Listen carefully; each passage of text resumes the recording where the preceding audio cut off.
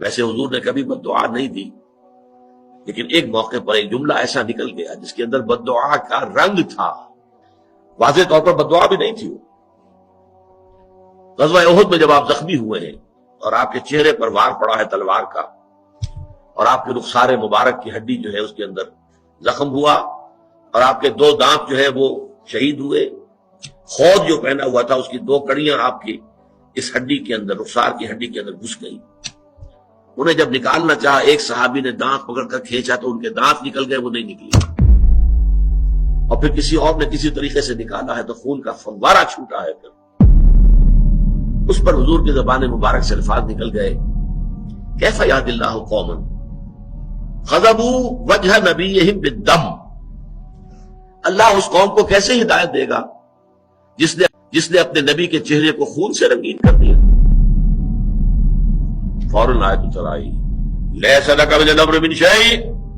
لیس لک من الامر شیء، اے نبی آپ کے پاس اختیار کوئی نہیں ہے، اما یعذبہم، اللہ چاہے گا تو انہیں عذاب دے گا، اما یتوب علیہم، اللہ چاہے گا ان کی توبہ قبول کر لے گا۔ یہ اختیار ہمارا ہے، اس اور پریروگیٹو، انگریزی میں آپ کہیں گے یہ ہمارا جو ہے یہ خاص اختیار ہے، پریروگیٹو ہے، اس میں کسی کو دخل نہیں ہے۔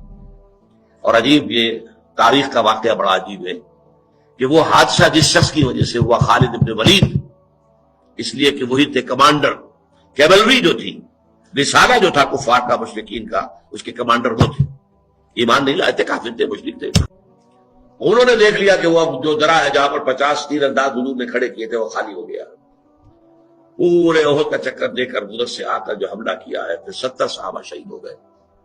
حضور مجروح ہوئے اور بے ہوش ہو گئے، اس لیے کہ اتنا خون بہ گیا کہ ذوف کی وجہ سے بے ہوشی طاری ہو گئی، مشہور ہو گیا کہ حضور کا انتقال ہو گیا۔ وہی خالد ابن ولید ہے جن کو اللہ تعالیٰ نے حضور ہی کی زبان مبارک سے خطاب دلوایا، خالد سیف من سیوف اللہ، خالد تو اللہ کی تلواروں میں سے ایک تلوار ہے۔